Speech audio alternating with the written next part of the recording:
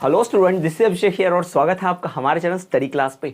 तो जैसा कि आपने थंबनेल में देख लिया है कि इस वीडियो लेक्चर में हम बात करने वाले हैं प्रथम वर्ष का विषय भाषा बोध एवं प्रारंभिक भाषा विकास का सभी महत्वपूर्ण वस्तुनिष्ठ प्रश्न उत्तर। जी हाँ, इसमें जितनी भी इकाइयां हैं, इन सभी इकाइयों के जितने भी पॉसिबल वस्तुनिष्ठ प्रश्न उत्तर होंगे वो सब मैं इस एक वीडियो में लेकर आया हूं। तो आप बहुत सारा समय बचा सकते हो इस एक वीडियो को देखकर। तो चलिए शुरू करते हैं और बात करते हैं सीधा डायरेक्टली इसके वस्तुनिष्ठ प्रश्न उत्तरों की। तो इसमें सबसे पहले अगर आप देखोगे तो यहां दिया हुआ है भाषा क्या है, भाषा है क्या एक्चुअल में। तो भाषा जो है भाई वो क्या है, तो भाषा जो है ध्वनि संकेतों का व्यवहार है। भाषा क्या है, ध्वनि संकेतों का व्यवहार होता है। भाषा अभी तो देखोगे तो विचारों के आदान प्रदान करने का माध्यम भी है, ये भी है, लेकिन भाषा का एक्चुअल जो है वो क्या है, क्या होती है, उसमें कुछ ना कुछ प्रकार की ध्वनि निकालते हैं। परिभाषा पूछा है, भाषा का कार्य नहीं पूछा है। कार्य तो विचारों को आदान प्रदान करना होता है ना। तो ये यहां पर बताएंगे आप ध्वनि संकेतों का व्यवहार है।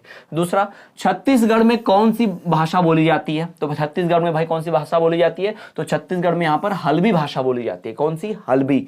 फिर देवनागरी लिपि का विकास कहां हुआ है भाई, देवनागरी लिपि का जो विकास हुआ है वो कैसे क्या हुआ है भाई, देवनागरी लिपि का जो विकास है किस लिपि से, इसमें से किसी एक लिपि से हुआ है। खरोष्ठी लिपि, उत्तर लिपि, ब्राह्मी लिपि, दक्षिण लिपि। सही जवाब आप कमेंट कीजिएगा कि इनमें से चारों में से कौन सी लिपि जो है जिसका विकास, देवनागरी लिपि का विकास जिस लिपि से हुआ है, मैं आप पर छोड़ता हूं, सही जवाब कमेंट करो। अगला, भाषा का संबंध किससे होता है भाई, भाषा का संबंध व्याकरण से होता है। किससे, व्याकरण, गद्य पद्य से नहीं। भाषा का संबंध जो होता है वो व्याकरण से होता है। फिर विचार आत्मा की मूक या अवधानात्मक बातचीत है। विचार जो होते हैं वह आत्मा की भाई मूक तथा अध्वनात्मक बातचीत है, जो ध्वनात्मक बनकर होठों पर प्रकट होती है, वह भाषा कहलाती है। तो ये भाषा की जो परिभाषा दी है किस व्यक्ति ने दी है, प्लेटो ने दी है। भाषा की परिभाषा किसने दी, प्लेटो ने दी। अगला बढ़े, मातृभाषा का सिद्धांत क्या है। मातृभाषा का सिद्धांत क्रियाशीलता सही बात, अनुकरण सही बात, अभ्यास सही बात, यानी सही उत्तर क्या होगा, उपयुक्त सभी। तो मातृभाषा का सिद्धांत है क्रियाशीलता, अनुकरण और अभ्यास, ये सारे के सारे किस में आएंगे, मातृभाषा के सिद्धांत में आएंगे। अगला, भाषा के प्रमुख तत्व कौन से। भाषा के प्रमुख तत्वों की बात करूं तो वाक्य भी भाषा का एक तत्व है, शब्द भी और ध्वनि भी, यानी सही उत्तर क्या होगा, उपयुक्त सभी। तो भाषा के प्रमुख तत्वों की बात करें तो उसमें वाक्य, शब्द, ध्वनि, ये तीनों के तीनों आ जाएंगे। ठीक, चलिए आगे बढ़ते हैं। अब बात करते हैं अगले इकाई की। तो यहां पर है भारत की राष्ट्रभाषा कौन सी है। तो भाई भारत की राष्ट्रभाषा को ऐसे तो कोई भाषा नहीं है ना, कि यहां पर हिंदी, अंग्रेजी, संस्कृत ऐसा बोलकर दिया गया है और या उपयुक्त सभी दिया गया है। अगर इस प्रश्न को देखा जाए, वैसे तो भारत की कोई राष्ट्रभाषा नहीं है, राजभाषा हिंदी है, किंतु हिंदी के विषय में जब भी पढ़ाया जाता है तो यही पढ़ाया जाता है अलग अलग राज्यों के हिसाब से कि भाई हिंदी जो है भारत की राष्ट्रभाषा है। लेकिन एक्चुअल में देखा जाए तो हिंदी भारत की राष्ट्रभाषा है ही नहीं, क्योंकि भारत की जो राजभाषा है, राष्ट्रभाषा कोई भाषा है ही नहीं, किसी एक भाषा को राष्ट्रभाषा का दर्जा दिया ही नहीं है। ठीक है, फिर भी अगर ऐसा आए तो हमें पास कोई ऑप्शन नहीं होगा, तो हमें तो यही टिक करना है, हिंदी, ध्यान रखेंगे।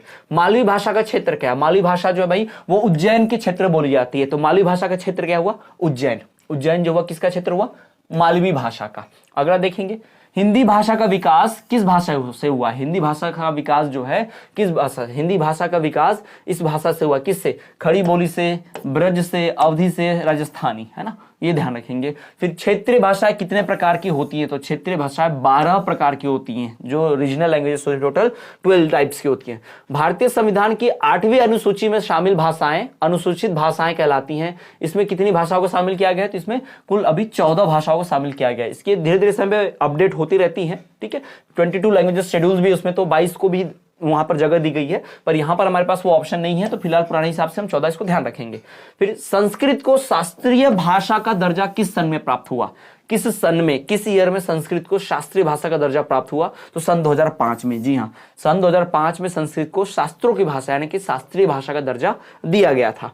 उसके बाद भारतीय संविधान किस धारा, भारतीय संविधान की किस धारा के अनुसार हिंदी भारत की राष्ट्रभाषा घोषित की गई। तो भाई 343, 347, ये तो राजभाषा, राष्ट्रभाषा नहीं, इसको ध्यान में रखेंगे। बोलने के लिए यहाँ पर ये राष्ट्रभाषा बार बार प्रयोग किया जा रहा है, पर हिंदी हमारी राष्ट्रभाषा नहीं है। हिंदी जो हमारी राजभाषा है, भारत की कोई राष्ट्रभाषा नहीं है, पर अभी भी हिंदी किताबों में यही पढ़ाया जाता है बहुत बार कि भाई हिंदी ही हमारी राष्ट्रभाषा है। इसको थोड़ा ध्यान में रखिएगा। राष्ट्रभाषा ही राष्ट्र की प्रगति तथा अविरल प्रवाह है, जो राष्ट्र को धड़कन की प्रचलित नहीं करता बल्कि राष्ट्र से कर्म सौरभ को भी देशों दिशाओं से प्रसारित करता है। यह कथन किसका है? क्या कथन है कि राष्ट्रभाषा ही राष्ट्र की प्रगति का अविरल प्रवाह है, जो राष्ट्र धड़कन के ही प्रचालित नहीं करता, जो राष्ट्र की धड़कन को प्रचारित नहीं करता, बल्कि मतलब राष्ट्रभाषा जो है वो हमारे दिल का धड़कन है, किसी राष्ट्र के देश के धड़कन की तरह है, जो न सिर्फ उसमें राष्ट्र को प्रभावित करता है, मतलब उसमें खून दौड़ता है, सिर्फ ये नहीं होता, बल्कि उस राष्ट्र का कर्म सौरभ को भी देश दिशाओं में प्रसारित करता है, यानी उसी भाषा से पूरा प्रचार प्रसार होता है देश का। यह किसने किया भाई? परिभाषा दी तो स्वामी विवेकानंद, हमारे स्वामी विवेकानंद जी ने इसकी परिभाषा दी है। चलिए आगे बढ़ेंगे अगली इकाई की ओर। तो अगला, मातृभाषा के उपार्जन के उपागम कौन से? मातृभाषा कैसे उपार्जित की जा सकती है? तो मातृभाषा कैसे उपार्जित की जा सकती है? तो भाई यहाँ पर सही जवाब आप देख लीजिएगा। पहले का यहाँ पर सही उत्तर क्या होगा? यहाँ पर पहले का सही उत्तर द, सही उत्तर क्या है? द, यानी कि उपरोक्त सभी, यानी ये भी सब सही है। भारत में अंग्रेज ईसाई मिशनरी किस सन में आए? तो भारत में जो अंग्रेज है, जो मिशनरी है, वो किस सन आए? सन 1820 में। क्रिश्चियन जो आए। उसके बाद प्रांतीय भाषाओं के स्थान पर नहीं वरन उनके अलावा अन्य प्रांतीय विनिमय हेतु एक राष्ट्रभाषा समस्त भारत हेतु जरूरी है, अतः राष्ट्रभाषा के रूप में हिंदी ही होनी चाहिए। यह विचार किसका है? उपयुक्त विचार किसने दिया? ये तो महात्मा गांधी ने विचार दिया प्रांतीय भाषाओं के ऊपर।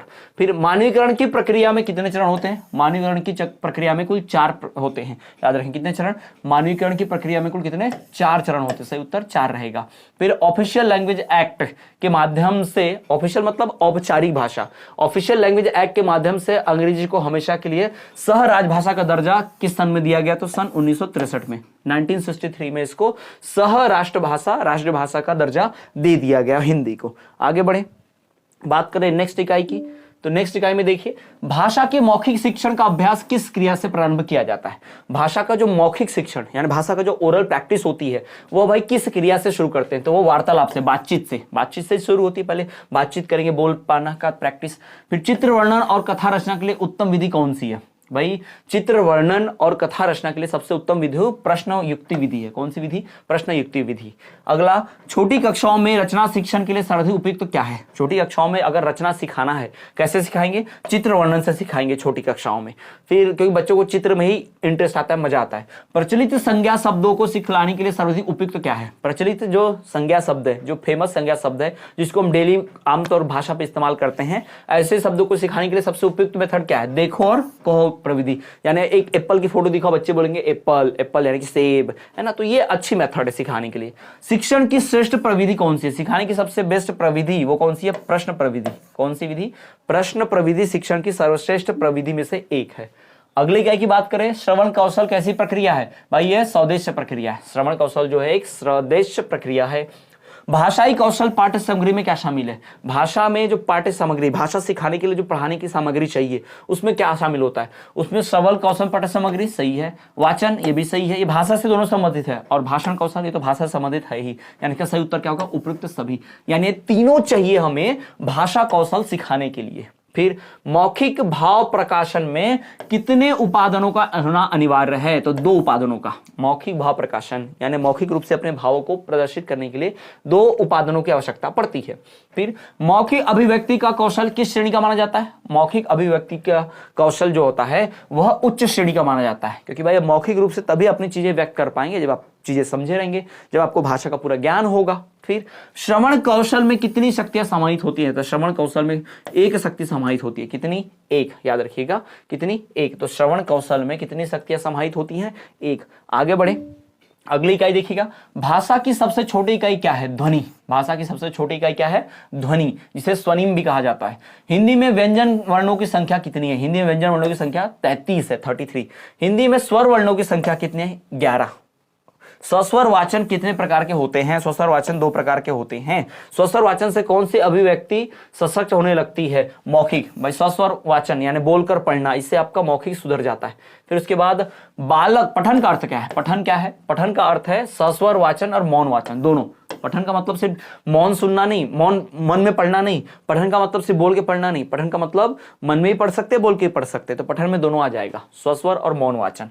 फिर आगे बढ़े, बालक चित्र के नीचे लिखे हुए शब्दों को जोर से पढ़ता है, यह क्रिया किस पठन के अंतर्गत आती है? यह आती है शब्द पठन के अंतर्गत। यानी एप्पल लिखा है नीचे APPLE एप्पल, है ना, सेब, सब एक ही मात्रा ब, सेब। यानी बच्चा जो होता है ये कौन से कौशल से करता है? शब्द पठन के कौशल से ही सीखता है। यानी चित्र के नीचे जो चीज लिखा होगा उसको पढ़ेगा और चित्र पहचानेगा। लिखित भाषा की अंतिम इकाई क्या है? रिटर्न जो हम भाषा लिखते हैं, लिखित भाषा की अंतिम इकाई क्या है? वर्ण। वर्ण ही है जो लिखित भाषा की अंतिम इकाई है।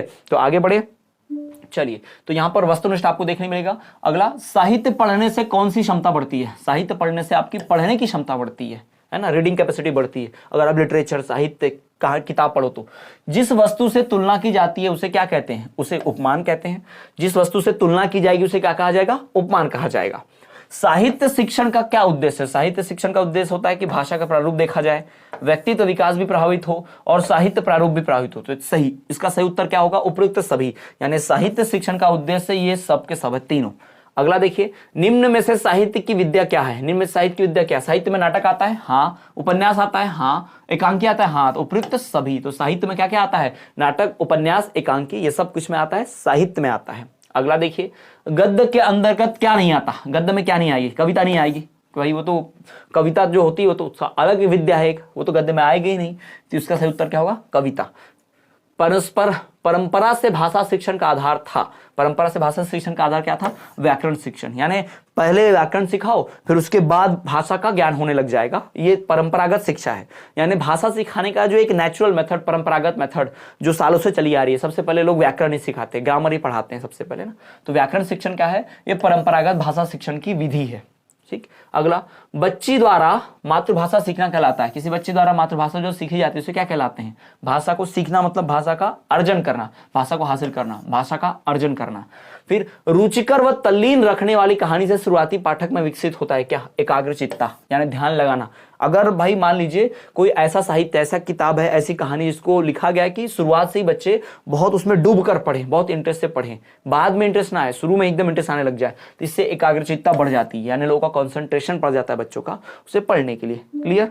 चलो तो आगे देखें, निम्नलिखित में से कौन सी एक बुनियादी सामग्री है? इसमें से कौन सा एक है जो बुनियादी बेसिक चीज है? वो बेंच। बेंच बहुत जरूरी है भाई किसी स्कूल में। मॉडल ना हो, चार्ट ना हो, भाषा बांट ना हो तो काम चल जाएगा, लेकिन बेंच जरूरी है। फिर TLM का विस्तार क्या है? TLM का मतलब क्या होता है? Full form teaching learning material. TLM का मतलब क्या? Teaching learning material. TLM का full form teaching learning material. आगे देखिए, सीखने वालों की भूमिका नगण्य किसमें होती है? यानी सीखने वाला उसमें कुछ नहीं कर सकता। नगण्य का मतलब होता है शून्य, जीरो। यानी किस चीज में सीखने वाले का जीरो कंट्रीब्यूशन है? तो भाई वो है टीचिंग एड में, क्योंकि वो सारा काम टीचर करता है, सिखाने वाला करता है, सीखने वाला नहीं। तो सीखने वाले की भूमिका नगण्य होती है टीचिंग एड में। फिर आगे बढ़े, प्राथमिक शाला के कक्ष की सुंदरता क्या होती है? प्राथमिक शाला के कक्ष की सुंदरता क्या होती है? तो भाई खेलते और चहकते बच्चे, है ना। प्राथमिक शाला में बच्चे ही नहीं होंगे, स्टूडेंट्स ही नहीं होंगे, वो खेलेंगे नहीं, चहकेंगे नहीं, तो क्या ही मजा आएगा। तो प्राथमिक शाला में भाई खेलते और चहकते बच्चे जो होते हैं वह उसकी सुंदरता होती है, उनसे उनके चार चांद लगता है, रोशन रहता है। कौन सी एक मौखिक सामग्री नहीं है? इनमें से जो चीजें मौखिक नहीं है, रेडियो ओरल सुनते हैं हम, मौखिक सुनते हैं। CD प्लेयर वो भी देखते हैं, उसमें से भी आवाज आती है। और पाठ्य पुस्तक, भाई ये कुछ नहीं बोल सकता। फिल्म प्रोजेक्टर से भी आवाज आएगी, फिल्म चलेगी, लेकिन पाठ्य पुस्तक अपने आप बोल नहीं सकती, किताब बोल नहीं सकती, है ना। किताब जो है लिखने वाला, उसको आप पढ़ेंगे जरूर, लेकिन उसको आप वो अपने आप नहीं बोल सकती, ये ध्यान में रखेंगे। ठीक है, चलिए तो आगे बढ़ते हैं। अंतिम देखिए, मूल्यांकन उद्देश्यों की प्राप्ति की सीमा का निर्माण करने की प्रक्रिया है। ये किसने दिया था परिभाषा? माइकेलिस ने दिया था। माइकेलिस ने कहा कि मूल्यांकन उद्देश्यों की प्राप्ति का सीमा का निर्माण करने की प्रक्रिया है। फिर अच्छे मूल्यांकन की प्रमुख विशेषता क्या होती है? तो अच्छे मूल्यांकन की प्रमुख विशेषता, अब आप देखेंगे सवाल क्या पूछा है? अच्छे मूल्यांकन की प्रमुख विशेषताएं, यानी एक नहीं पूछा, एक से ज्यादा पूछ रहा है। तो समझ जाना ऐसे सवाल का उत्तर हमेशा उपरोक्त सभी ही होता है। तो देख लो, विश्वसनीयता भी चाहिए, व्यवहार गम्यता भी चाहिए, विभेदकारिता भी चाहिए, तो सही उत्तर उपरोक्त सभी। केंद्र चलित तथा व्यक्ति चलित भाषा, केंद्र चलित तथा व्यक्ति चलित भाषा प्रयोगशालाओं की मिली जुली सुविधाएं होती हैं। ये किस में होता है ऐसा? ये उभय चलित प्रयोगशाला में, जो उभय चलित प्रयोगशाला होती है उसमें केंद्र चलित और व्यक्ति चलित भाषा की जो प्रयोगशाला होती है एक साथ होती हैं। फिर भाषा शिक्षण की प्रमुख सहायक सामग्री कौन सी है? भाषा शिक्षण की प्रमुख सहायक सामग्री जो है वो क्या है, रेडियो। रेखा चित्र से नहीं सीख सकते, ग्रामोफोन से उतना नहीं सीख सकते, रेडियो से सबसे ज्यादा सीखते हैं भाषा। वस्तुनिष्ठ प्रश्न कितने प्रकार के होते हैं, 2 प्रकार के। वस्तुनिष्ठ प्रकार प्रश्न जो होते हैं वो 2 प्रकार के होते हैं, वस्तुनिष्ठ यानी objective MCQ multiple choice question. फिर एक अच्छे प्रश्न पत्र में निबंधात्मक प्रश्न कितने होते हैं, एक अच्छा जो प्रश्न पत्र होता है क्वेश्चन पेपर, उसमें कितने निबंधात्मक प्रश्न होते हैं, कितने अंकों के, तो कम से कम 60 अंकों का ही निबंधात्मक प्रश्न होना चाहिए, उससे ज्यादा नहीं। 60 अंकों से ज्यादा का भाई निबंधात्मक प्रश्न नहीं होना चाहिए, यानी उसके भाई बाकी जो होते हैं 40% के आप रख सकते हो, लेकिन 60 नंबर का निबंधात्मक होना चाहिए। फिर एक अच्छे प्रश्न पत्र में लघु उत्तरीय प्रश्न कैसे होते हैं, कितने होते हैं, कितने अंकों के, तो एक अच्छे प्रश्न पत्र में जो लघु उत्तरीय प्रश्न होते हैं वो 40 अंकों के होते हैं। लघु 40, निबंधात्मक 60। ये सब मैक्सिमम बता रहा हूं, उच्चतम, इससे कम भी रख सकते हैं, इससे ज्यादा तो नहीं रखना है, ये बताया गया है, ठीक है। तो यहाँ पर 40 अंकों के आप क्या रख सकते हैं, लघु उत्तरीय प्रश्न रख सकते हैं। अगर आपका पेपर जो है 100 नंबर का है तो ज्यादा से ज्यादा आप 60 नंबर के निबंधात्मक रख सकते हैं और ज्यादा से ज्यादा 40 नंबर के आप लघु उत्तरीय रख सकते हैं, ठीक, क्लियर है। आगे बढ़े, चलिए। तो ये यहां पर हमारी इकाई खत्म, यहां पे हमारा सारा MCQ ऑब्जेक्टिव वस्तुनिष्ठ प्रश्न उत्तर खत्म है इस विषय का। यानी इस विषय के पूरे 9 इकाइयां थी, उन सभी के हमने पढ़ लिए। यहां से सिर्फ 5 ही MCQ आएंगे, जो इतना सारा पढ़ा इसमें से 5 वस्तुनिष्ठ प्रश्न उत्तर ही आएंगे। इनको बढ़िया से पढ़ के जाना है, क्योंकि ये विषय ही 25 अंकों का होता है।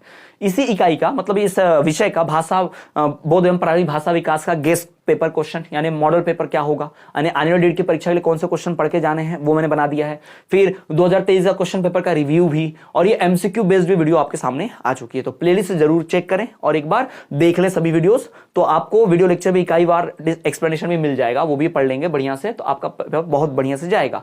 सभी विषयों की तैयारी के लिए और अच्छे से कोर्स देखेंगे आप, तो इस दिए गए नंबर पर व्हाट्सएप मैसेज कीजिए, कोर्स परचेस कर लीजिए, या फिर इस वीडियो के डिस्क्रिप्शन में आपको लिंक मिलेगी हमारे व्हाट्सएप की, उसकी हमारे ऐप की लिंक मिलेगी, उस ऐप को जाके डाउनलोड कर लेना। इंस्टाग्राम की लिंक मिलेगी, वहां जाना, ऐप पे कोर्स परचेस कर लेना। चलिए मिलते हैं नेक्स्ट क्लास में, तब तक देखते रहिए हमारा चैनल स्टडी क्लास, और प्लीज सब्सक्राइब जरूर करें और ऑल पर रखें बेल नोटिफिकेशन को।